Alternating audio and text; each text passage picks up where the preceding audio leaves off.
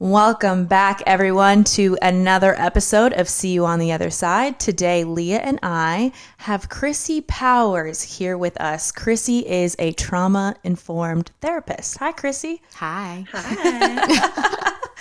So can you kind of give us a little bit of a background of what you do? We found you on Instagram. We love your content. Thank you. It's very, very, very informative and relatable. Mm-hmm. Thank you. Yeah, what do I do? What is my background? It's very interesting because um, I went to school before I was married for my master's in psychology and wanted to become a therapist. And then met my husband, got married, had a baby. And so as I was getting my hours and getting licensed, I was also doing it sort of like slower, the mom way. And so but I was so proud of myself for doing that and getting my hours. I used to work with women in eating and men in an eating disorder treatment center and dual diagnosis and drug addiction. So that was pretty heavy work, while at the same time I was building a private practice. And as I was at home during the day with my first son, I started to share more about that online, and I started a blog. And I quickly grew this mom following, and I loved it because I was like able to be creative. And that was back in the day when you could just post cute pictures of your kid and then get 1,000 followers. Yeah. There were no So rules and reels Yeah. and there literally was not an algorithm. love that. But I loved it because I created a community, or felt like I was part of this community of women that I have known now for 10 years. And I mean, we've all sort of gone our separate ways and done different things. Um, and my Instagram has definitely transformed from what it used to be. But yeah, that's sort of how I got into online marketing, sharing about life and other tidbits to people that I felt like needed what I had to say. Um, and so then when the pandemic hit, I went back to work and started my private practice again. And that was very life giving because we all know social media can really drain you. And it was taking a toll on my mental health. And so I knew I needed to transform my relationship with it and not find my worth and my, financial security in it anymore. So I went back to work full time as a therapist. And um, yeah, and the trauma work that I do was very much a part of my personal journey. And so anything I learn from my own personal life, I'm like, I gotta help my clients with this, or I gotta teach my clients this. So that's sort of how I kind of fell into the trauma work that I do. Love that. I think that's kind of all any of it is like going through our own journeys and sharing what we're learning along the way.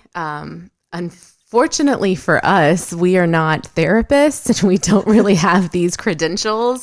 So sometimes I feel like I am speaking on a lot of things and people are looking at me like, you don't know what you're talking about. And then we see your page and like the things that you're posting and we're like, yes, this is what I was talking about. This is what we're talking about.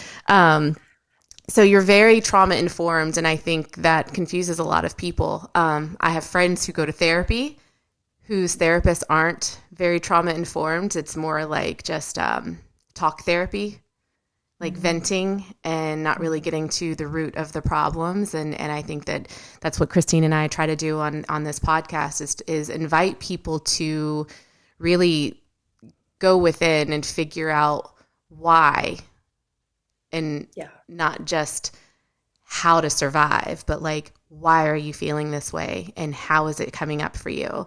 So how do you work with people through trauma? Like what different modalities do you use in your practice? Yeah.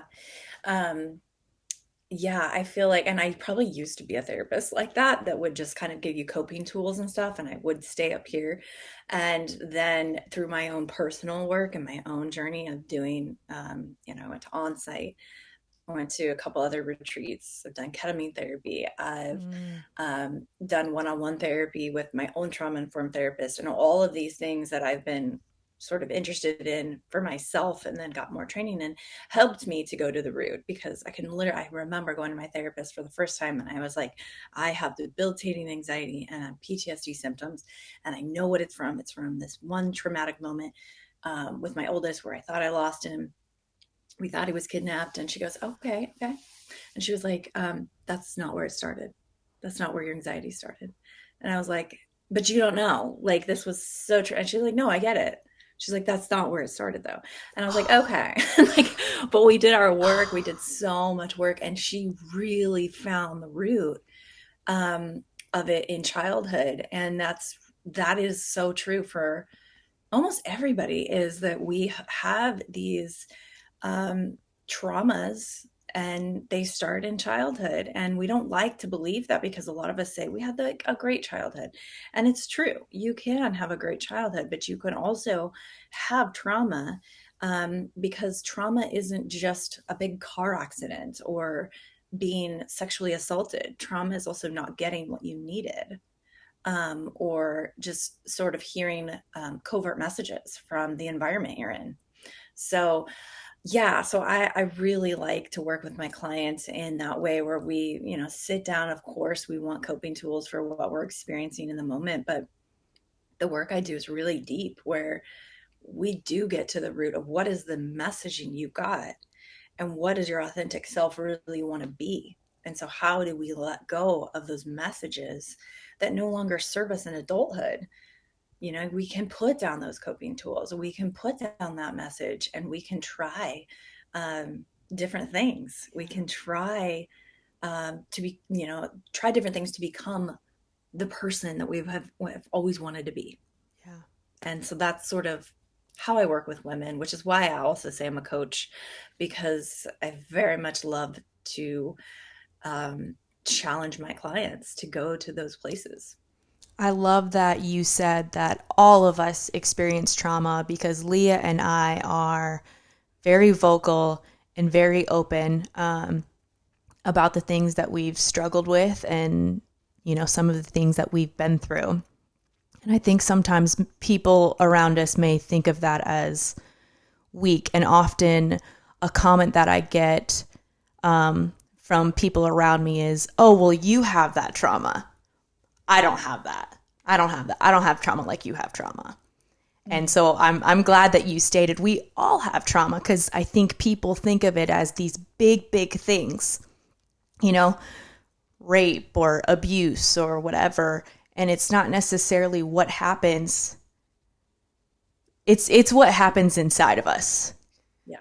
That's traumatic. I guess like we both have several friends, who experience debilitating anxiety and go through bouts of depression, and their childhoods probably look really good, so they don't think to go further than, like, you know what I mean? Like, they look at our childhood and they're like, yeah, but I didn't grow up like you, so that's not where it comes from. Yeah. So I think what I'm hearing you say, and what I believe is, no, that is where it started. It just, there's a difference in CPTSD and PTSD. And I kind of wanted to ask you about that today, like how you explain the difference to people and how you get them to recognize that there's something there that they're missing. Yeah. Yeah. So CPTSD is much more complicated, because it's, uh, yeah, like it might be that you have had a really good childhood, but it was like a lot of high expectations, a lot of pressure. And so you wouldn't know, like, my symptoms from anxiety come from that, versus, no, I had everything I needed, and, no one abandoned me, or this, I'm just using like a personal example. I Go. had wonderful parents, but at the same time, I was in an environment that was super like a pressure cooker. And so I would say that was complicated PTSD. And other people in that system that maybe didn't experience it that way would just look at that and say, oh, she's just exaggerating or dramatic, or that didn't happen to me. I didn't experience it like that. I literally had a woman that I grew up with comment on something I posted on Facebook, and she said, "Well, I grew up in the same church as you, and that wasn't what it was like for me." And I was like, "I'm glad that wasn't what it was like for you, but that's what it was like for me." And in the past, I wouldn't have had the wherewithal. I would have probably questioned myself, like, am I okay with my emotion? Like, am I over, blowing out of proportion? But now I was like, absolutely not. That is called gaslighting, and I'm not going to like let that be on my page. So I'm like, delete.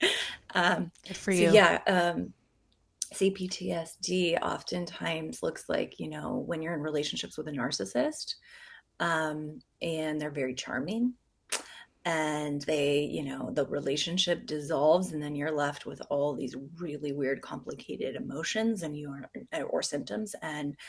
Um, and it can look like, anxiety that morphs into other things that, you wouldn't even think about, but then that's where it comes from.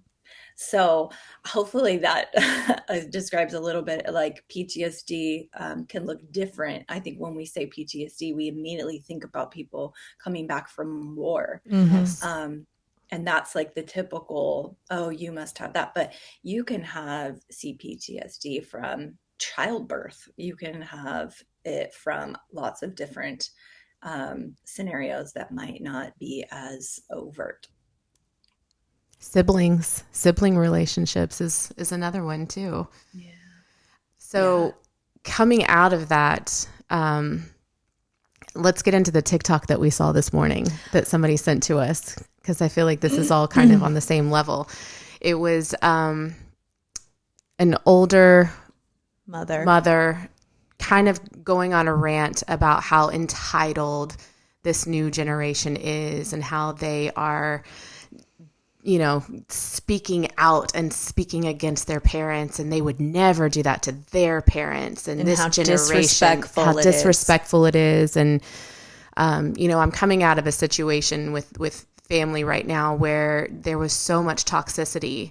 And in the past couple of years, there's been a lot of pushback about, you can't speak to me like that. You can't treat me like this. And it finally just ended right before the holidays in a no contact situation. And that's extremely common right now in a lot of like familial systems, I think. I think we're learning a lot of things about what's abuse and what's toxic and what's healthy, and we're standing out against it. So Yeah. I don't know, like, we were talking about it this morning because I really think accountability goes such a long way. So these people, these older generations, the parents that we're having to cut off are like, it's so disrespectful that they would cut us off like this. But I'm like, all I'm wanting is some accountability and an apology and some recognition and to be understood. Yeah, and to stop being wounded. Yes. And Yeah. so it's not, I don't think anybody's perfect. I'm a parent myself. I know I fuck up. I know I'm going to Yeah. fuck my kids up somehow in some way. And in 30 years, when they come to me, I'm going to have to say, I'm really sorry I did that. Yeah. Why do you think Yep. it's so hard for these older generations to hold themselves accountable or to Yeah. apologize when that's really what we want? It's a very good question. Um, they don't have the infrastructure for it. So they don't have what we have. They don't have the knowledge. They didn't grow up with social media. Not that we necessarily grew up with it, but we have much more involvement in it. Yeah. Um, and we have a lot more education on emotional wellness, and just language for it. So I think the older generation doesn't have that unless they're in that field or doing that work or interested in it or have an open mind. But it's harder for them. So I have a lot of empathy for my parents and their generation because I know that they are operating out of their own trauma. Yeah. And so if you could get them to see generational trauma, like, yeah, in our family, there's been this theme and I've located it, I've seen it. And so I'm trying to undo that. But I can't undo it if you don't honor my boundaries or if you don't see it as well. And so when you say, no, that's not true, that didn't happen, that's not how it is, that is called gaslighting. And that is also a form of emotional abuse, because now you're telling me what I feel and think isn't true. So I think with that generation, if we can have some empathy, and if they're open to having that talk, then education helps a lot. Or, hey, try reading this book, try listening to this podcast. Then you might understand what I'm experiencing and what I'm learning and how I'm growing. And so having a growth mindset, I mean, we teach that now in school. My kid is learning it in fifth grade, growth mindset versus fixed mindset. And I'm like, that's amazing. I I love love that. that. Yeah, we didn't have that. And No. so we're learning this at a later age that kids now know. And so if you think about it, it just wasn't available to them because their parents were probably from the generation that, went through the Great Depression. And so when you look at it through the trauma lens, you can see that trauma just infiltrates down the family system, down the line. And then we are the generation of change makers. We are cycle breakers. We're stopping it. And sometimes you have to go no contact to stop it. So yes, it might look disrespectful to them because that's the language that they had for it. Right.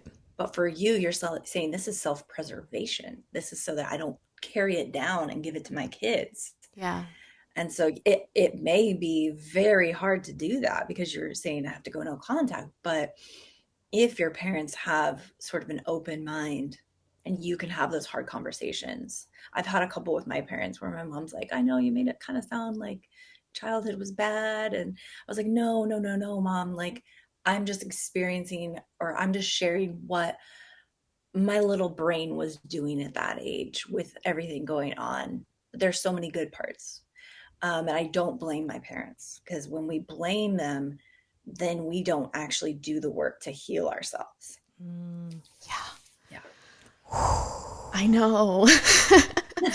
I guess the difficult part, and this is in my own experience, but I have another job where I see clients all day, every day, and it's waxing. It's not like a, therapy session, although it is. It kind of is. Like my clients I've seen for like 12 years. And so I do end up having like therapy sessions with them. But I've seen this like pattern in people trying to get their parents to understand. And even in my personal situation, like if I call out gaslighting, this like, we don't know what gaslighting means, stop using that word.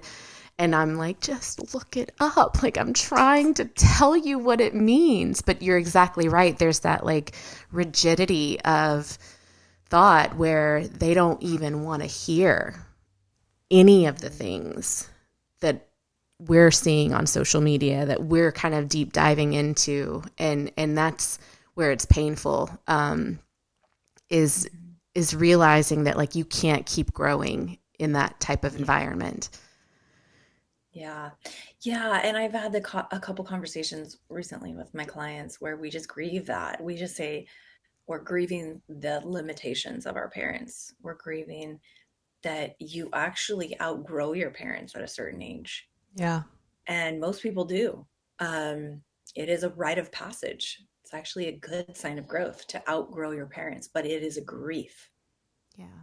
And I think all of us want parents that are open-minded, that are just still accepting and loving no matter what, you know. Um, and I think so. Each process is different of grieving that. Wow. You have talked a lot about having a mental health positive family. What does that look like? What does that look like? Yeah. Well, we definitely fuck up a lot.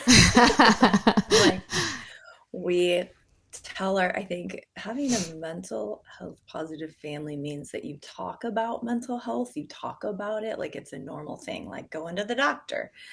Um, and you are doing it's both parents are doing the work.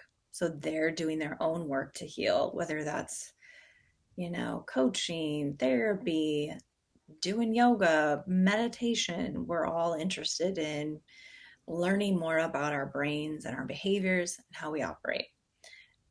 Because both parents do that, that will overflow to your children. And so having both parents doing the work and interested in mental wellness is a huge, probably the number one thing Yeah. about having a mental health positive family.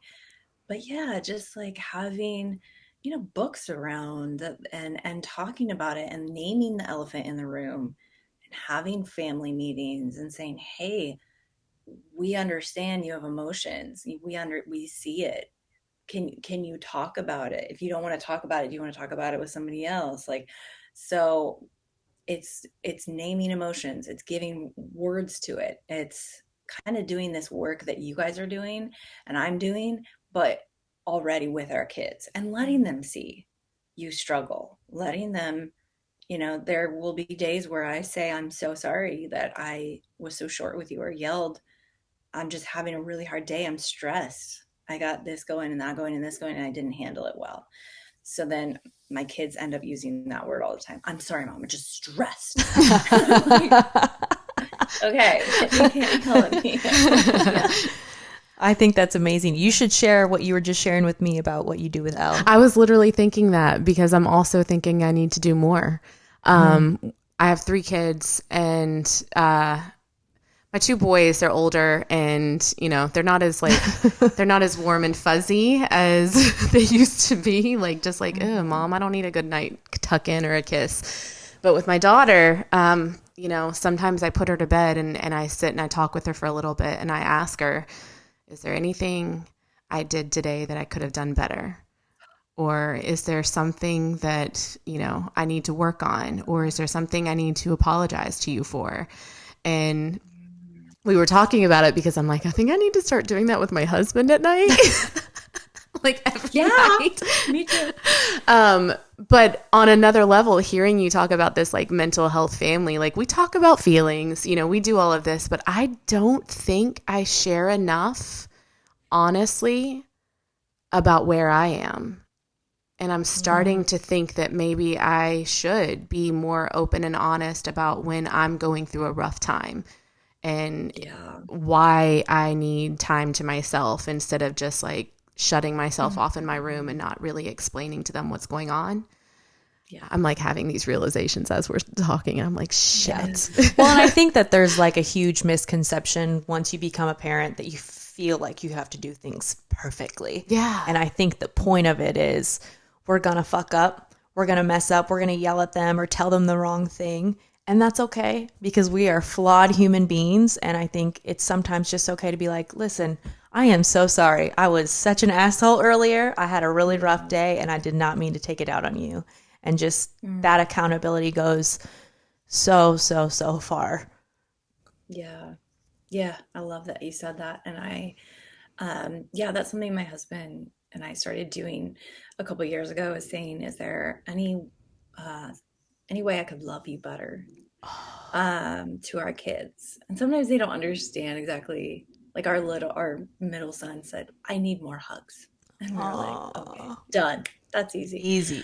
And our oldest was a little bit more complicated, but it was really sweet to check in with them and have those check-ins, like even weekly, just say, how are we loving you? Do you need something more from us? And it was really sweet. Just like a more humble stance on parenting that, we don't necessarily know. I mean, each kid is different. Each kid wants to be something different. And so when you come at it with that, like there's no one size fits all for parenting, even in the same family. So having that open mind and becoming more empathic and asking them like, I want to know you better. I want to love you better.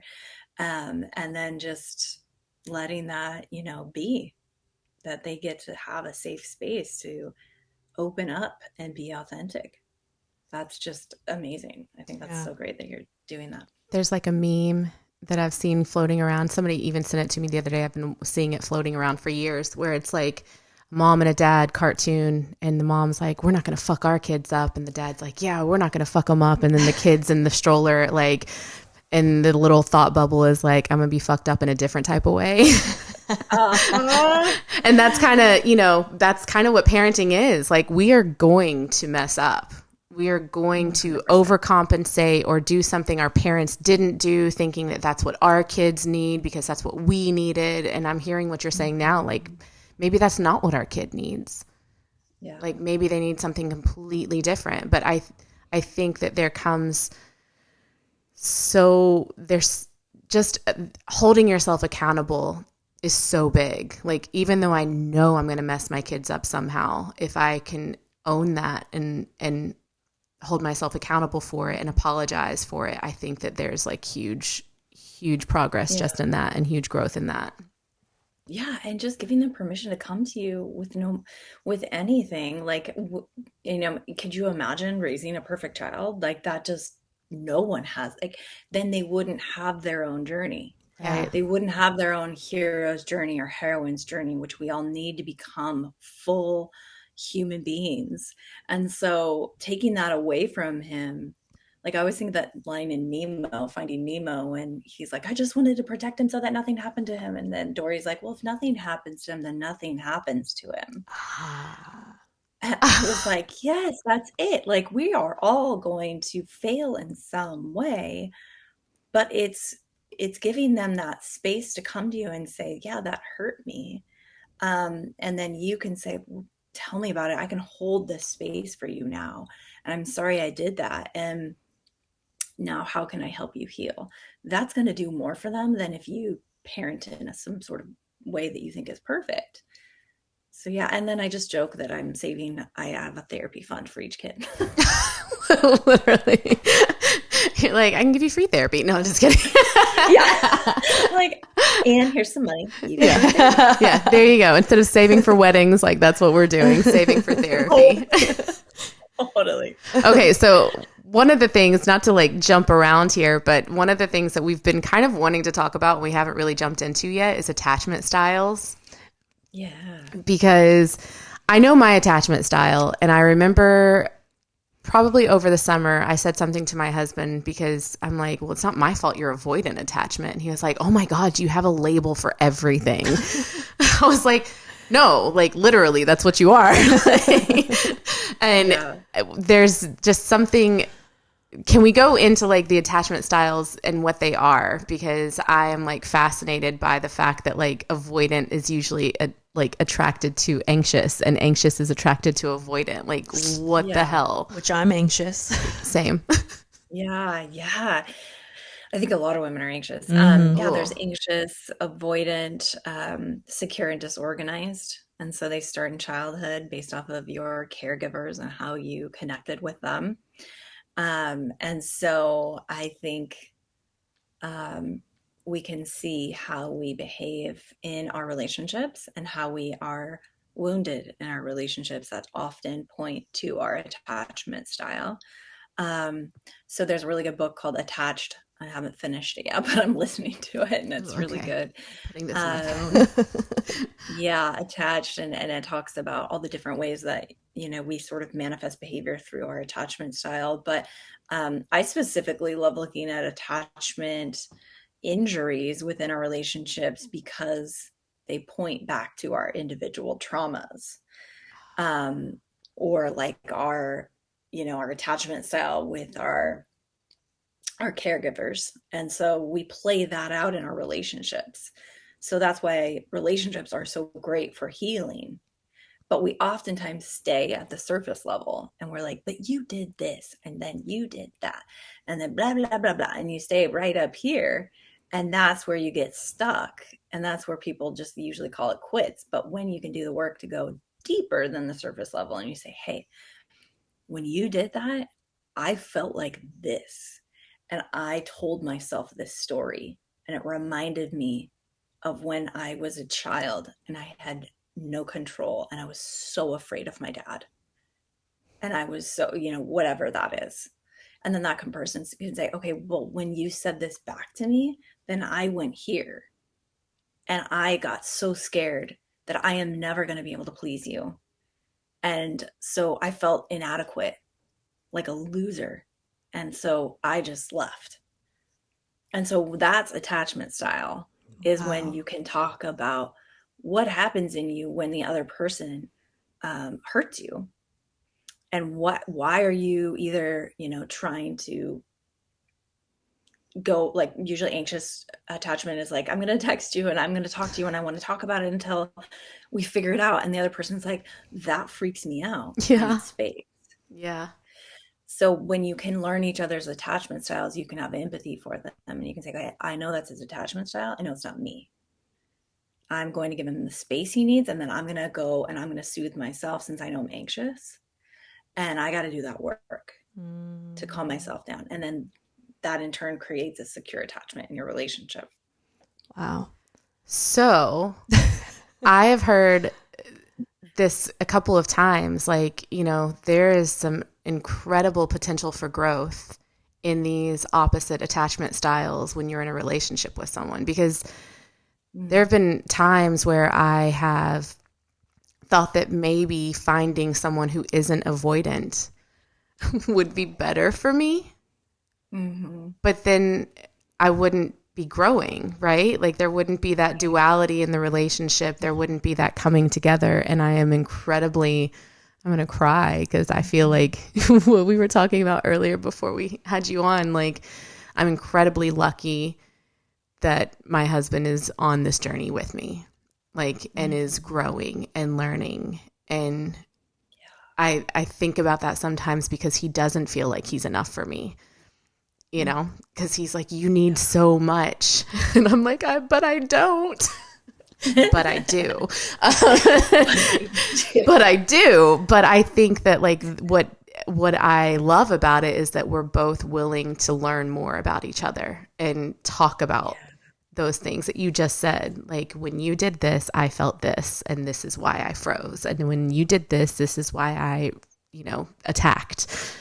Yeah. Well, yeah. And we share the same psychiatrist, but whenever I go and see him, and when Tony, my fiance, has come with me, oftentimes when we are discussing something that maybe we're disagreeing on, he always says, how old are you right now in this moment?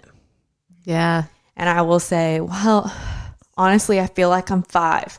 And I feel like, I have this abandonment wound. And when we get in these tiffs, I feel like my partner is going to abandon me.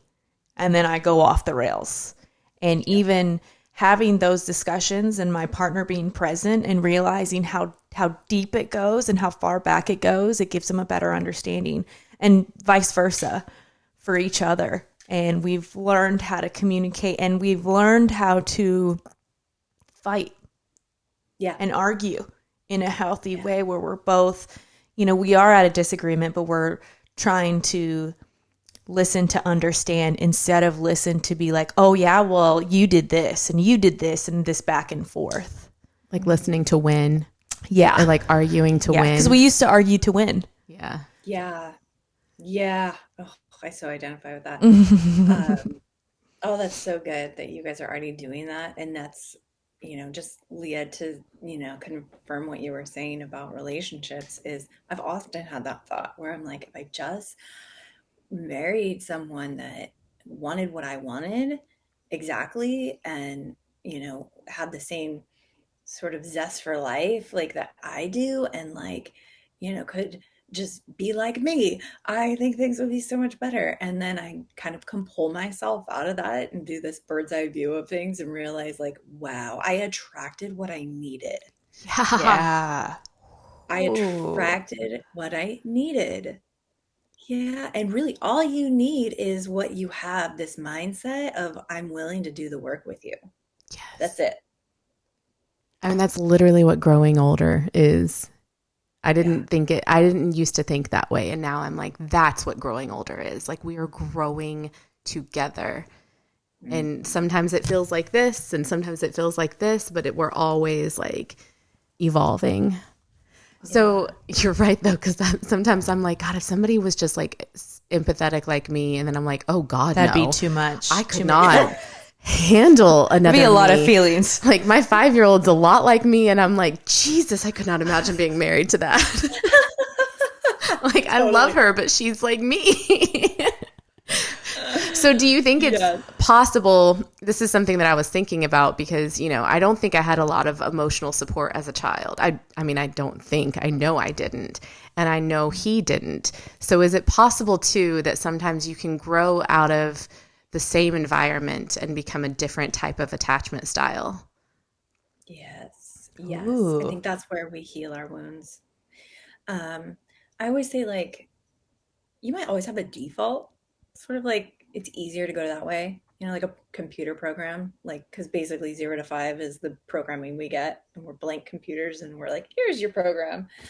Um, so I mean, I think the longer you work on things and the more you like, we were talking earlier about psychedelics and the use of that in therapy. I think that is insanely beneficial to changing your thought process and the neurons in your brain so that you can heal from things like an anxious attachment style. Um, so yes, the answer is absolutely. We have a brain that's neuroplastic. We can change, and the more we heal in our relationships, the more secure they get. So that person's not going anywhere, and they're going to be honest with me about things. It might not be right away, but hey, if we're continually doing the work, or we have a check-in weekly, or I just know, like, I'm feeling something's off, I have to bring it to the table. Yeah, 100% you can heal anything, I think. So one day I'll be able to be, what's the good one? Secure. Not that secure. Not that there's good or bad. I know that they're all different. So one day I can I'm working towards being a secure, attached person. I think we're both working towards that. Sure. Yeah, definitely. And I think there's times in our lives when circumstances, things happen, stress happens, where our window of tolerance shrinks, and you might default back to being more anxious. And that just might not be in anything even conscious. It's just, wow, this phase of life is so hard. I'm having a hard time remaining in my health because I need something. I need more. I need time. I need space. I need my partner to show up more in a different way. So it's okay if you struggle and you're not always feeling secure in everything in life. So I have a question. We've talked a lot about healing and doing the work, but there are a lot of people who have experienced trauma and they don't do the work because they don't want to do the work because it's hard and it's painful and it takes a lot of vulnerability. But what happens when you don't address those traumas and you just push it down, push it down, push it down? Yeah. Depression, anxiety, PTSD, you don't manifest what you want in life. A lot of bad things happen when you push down your trauma. But the body always wins. Disease, Gabor Mate talks about that in his books, that we literally can manifest disease in our bodies when we push down trauma and we don't look at it. The body has a way of wanting us to heal that is so beautiful that I actually thanked my body for my anxiety and my panic attacks after I healed, of course, because I was like, oh my gosh, she was showing up for me when mentally I was telling myself I'm fine, just power through. This just runs in your family. Like, I would just say all these things that would override it instead of being like, hey, you have to leave the system. You have to go do some woo-woo stuff to get better. You have to go move your body. You have to, all of those things have helped me to heal from my own personal trauma. But if you stuff it down, the body will tell you through any different form of symptoms. I think that's the wild thing. We talk about this a lot, and I think it maybe triggers some people who aren't open to hearing it, but I don't think depression is just I think if you're well, it just runs in my family. I was just going to bring that up. You're allowing yourself to be powerless to it, and you're just accepting it for what it is and not what it could be, which is there's something deeper there that you need to look into. And the same with anxiety and panic attacks. I can always like pinpoint where I'm feeling anxious, but that's not the reason I'm feeling anxious. Like it's like what you said, there's something there that lives within my systems that is like, this feels unsafe. It reminds me of this time. And I really have to work hard at figuring out what that is Yeah. to really understand it and be like, oh, okay, all right, I'm okay. That happened when I was a kid. It's not happening now. Mm. So it just goes so much deeper than I have a chemical imbalance. that. Yes. Yeah. And that's really controversial to say because I think mental health in general is having a big moment right now. Oh And yeah. a lot of people are, I'm on Zoloft and that's okay. I take Prozac and that's okay. And it's okay to not be okay. And whereas Christine and I, you know, the reason we call this See You on the Other Side is because we're like, there's another side to this though. Mm-hmm. There's a Yeah. completely different side to this where you don't have to be on those medications for the rest of your Yeah. life. And I see you do like, I saw you do ice bath stuff with one of your children, which Yeah. was freaking awesome. So that's kind of where we're going. Like we've done like the different woo woo stuff. Psychedelics. Psychedelics for sure. Like that's been huge in my marriage for healing and for self accountability and for growth. What about you? Where are you in the woo woo? Like what have you done? Yeah. That's good. Woo-woo. Um, Love it. I just have to disclaim it with my 20-year-old self would never believe who I am today. Same. Yes. Yeah. Yeah, I grew up in a really super fundamentalist Christian church, which parts of it were so beautiful, and they still pray for me, the people that grew up with me. And I love that, and I value that so much. But there were some rules that didn't really work for me. Um, and that no longer, I can no longer have to believe them. So anyways, I just put that disclaimer on that it took me a while to open up to other things that could be healing because I had such a small framework for healing. I thought you if you need to pray, you need to read your Bible, you have accountability, and then you see a Christian therapist. And so I had a really small box of healing, Mm. and that worked for a time, but it didn't really get to the root until I was just racked with anxiety and panic and PTSD. So that's when I was like, okay, I'm gonna go to like a retreat center. I'm gonna try something else. I'm gonna try inner healing prayer. I'm gonna try. So I tried those things, and then after that, I was like, hey, that's good, but I still still got some anxiety. So then I did a women's circle online, and the coach taught us nonlinear movement, and I was like, what is this thing? And I was like, I don't know what I'm doing, but I like it. I get really angry, and I could put my anger somewhere, and I could move my body, and I was in this place where I was like, hey, I'm gonna try some weird stuff, and I'm gonna just check my ego. And so my ego would show up all the time, like, what are you doing? Look at you moving your hips. You look so sexual. You look like you think you're so hot. And I'm like, I'm gonna check that ego and be like, but why? Why is that bad? Oh, because you never were allowed to be. That was demonized growing up. And so yeah, nonlinear movement then became something huge for me. I went and trained with Michaela Boehm, who wrote The Wild Woman's Way. She's Oh. like on Goop Labs and things like that. She's awesome. So I did that right before the pandemic hit. And that was, I just met so many beautiful people. I was like, these people are so loving. And I would have been afraid of them like Mm-hmm. 5 years ago. And so I opened myself up to just love in a different form that was so healing. And so that led me to other things on site, which is an emotional wellness center in Tennessee. They have one in Ramona, which they use experiential therapy.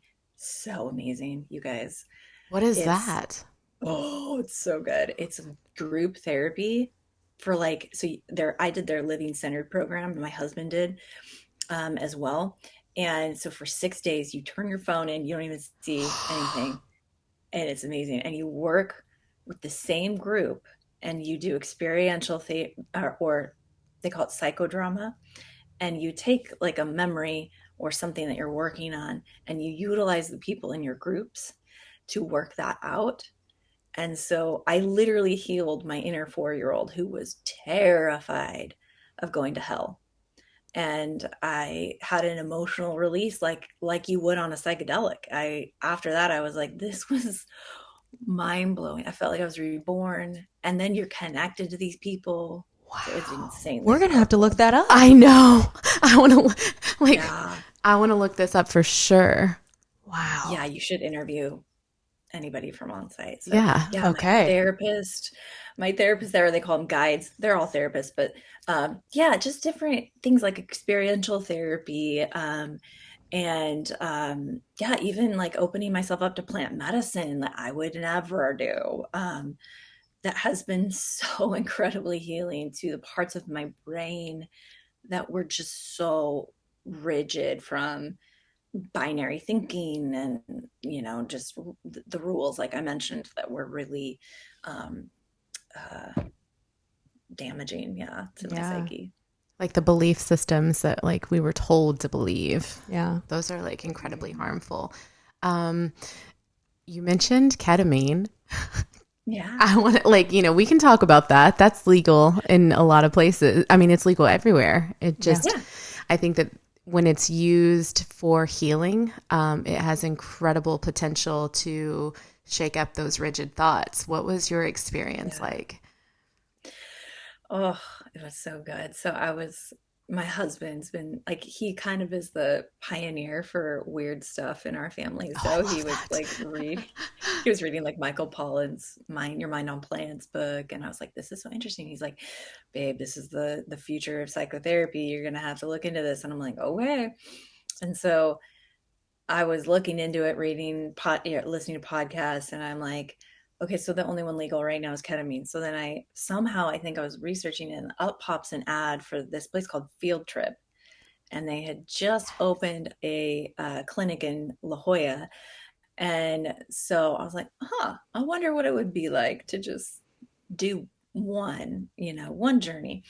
And I wanted to do it because I wanted to be able to tell my clients about it. Like for any of my clients that were like treatment resistant to, depression or really bad anxiety, and they weren't getting anywhere. And so I was like, I can't refer them to something I haven't tried. So I just, started the process and I was really scared. I was like, I've never done a psychedelic. I've never done any drugs. Like my nickname was the nun in high school. So And look Wow. at you now. Yeah. I know I was such a good girl. And I still am. I tell my inner You child that all still the time. are, You're absolutely. Yes. so good. You're so good. You're not doing anything bad. Mm-mm. So I did the process and it was so loving and safe.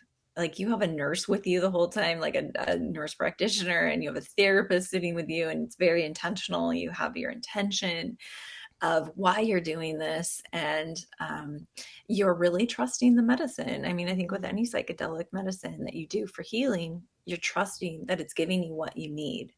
And that was probably the hardest part, was just to release that and to just trust. And so when I did, I had just the best journey, and I felt so deeply connected to the world and to the earth. And I was like, it's just all about love. And I let go of a lot of the fear I had around death. Um, and I think I went in with the intention of like, I just was like, I just want to see Jesus and I want to know the truth about everything. And so she's like, okay, well, you might not get that. And I was like, okay. And she's like, or you might have to die to get it. And I'm like, ugh. Like in my journey, I'm like, I don't want to die. But I think I kind of did in my journey. I saw myself becoming one with the earth, like literally. And it was the most calming, peaceful feeling I think I've ever had. And so that to me, when I came out of it, was like, it's all going to be okay. Your fear of the afterlife, your fear of heaven and hell, your fear of death and losing people it's scary, but it's all going to be okay because you have so much love. And I literally left and I like went to a hotel that night and I bought some snacks from the guy at the concession stand, and I just like looked at him and I was like, I love this man. I didn't tell him that, but I looked at him and I was like, I'm connected to him. We are all connected. It was just the best. I was like, if we could all just open ourselves up to this kind of healing, the world would be such a better place. I feel like she's an experimenter like us a little bit. Yeah. It sounds a little bit like it. Yeah. Oh yeah. So we haven't even talked about this, and we just did journeys this weekend with psilocybin and hadn't done that in a while, and it sounds a lot like it was kind of the same experience. I did kind of feel like I was dying and being reborn, and that was my first time feeling that way. We haven't done ketamine. We have talked about it. We have talked to experts on ketamine. We have talked to therapists who work with ketamine. I don't know. I feel like maybe I'm wrong, but you might be moving into a different type of area. I know. Because, it's coming up. It's like, if I could go back to school to be a therapist for this movement, I would. 100%. I really would. Yeah, I've applied. Okay, good. I haven't heard back yet from MAPS. I know you probably MAPS. Yep. I've applied because I'm like, I wanna learn. So yeah, we'll see. Maybe they'll accept me soon. And you would be such a good psychedelic. We have some therapist. people we could refer her to too, who aren't necessarily MAPS, but who do this work and who train. So we can help. Please, we'll send you their way because I'm so new. And, I have ADD. So I'm like, I want to do this. I want to take women on a healing trip to France. And then I'm like, sounds like us. All these clients. So I'm like, okay, it's going to come to me when when it's ready. So but I am 100%. Oh my God. Well, down the road, I know, down the road, if you ever have a retreat, we'll be there. Yes. I do, you guys. So I have one in May. Come. What? Wait, you really do? I do. We're going, well, we need 10 women. So anybody listening, if you hear this by March 1st, I'm taking women we're going to Paris, and then we're going to take the train to the Provence, and we're going to work on the divine feminine, and we're going to see ourselves through the divine feminine. Because did you know Mary Magdalene lived in the south of France, and she preached, and that's where she died? No. And she's the archetype of the divine feminine. Okay, so hang on a second. Wait a minute. So you have to sign up by March 1st? You have to put a deposit down by March 1st. Okay. We're going to talk about this after. Yep. I was just going to say that. And we're going to have to plug this somehow. 100%. I do have a question about your ketamine journey, though. Was that one journey, or did you do like a series of things? I just did one. I did one journey. And I wished that I could do more, and I will probably do more. But yeah, I did one ketamine journey and got that much out of it. My husband did the same thing and got that much out of it. But we've also utilized cannabis over the last couple of years. And I mean, I have to be honest, like I want to write a book someday that's like how cannabis saved my marriage, because it really did. Really did. That would be like me with mushrooms. Yeah. How mushrooms saved my marriage. Yeah. I mean, literally, we went to couples therapy one night and we were in a fight the whole time. And we left, and our therapist like emailed us, and she was like, I think you guys just need to take a gummy together. It's really talk. Yeah. Because it takes down our defenses. Yeah. It calms down our egos. Yeah. And then we're able to, I can sit and listen to him. And I'm like, there are times where I just can't. Yeah. Because of all this stress and activation in my brain. And so cannabis for us has been incredibly healing. I can't wait for you to try mushrooms. I know. We need to stay in touch. I feel like that's, Christine's knows my husband, and he doesn't really talk a lot. And he's 19 months sober now from alcohol. But when he smokes with me or eats an edible with me, he talks. Yeah. Yeah. A lot. And I'm like, I like this side of you. Like, not all the time, I get it. But like, we can really go deep. And that doesn't usually happen when life gets in the way and we're busy and getting the kids Oh off yeah. to school and trying to go to bed because we're exhausted, you know? So yeah, Uh-huh. we utilize cannabis on date nights a lot too for that reason. Yeah. Oh yeah. It opens up so many good conversations. Oh my God. I Mhm. wish you were here in Kentucky. No, don't say No, that. We wish we were there. yeah, we wish we were there. in You Southern come. California. Oh, yeah. So we need to plug all your stuff. I want to put you on blast. Like we share a lot of your reels and some of the stuff that you post, but for all of our listeners, how they can find you. I saw that you do one-on-one coaching.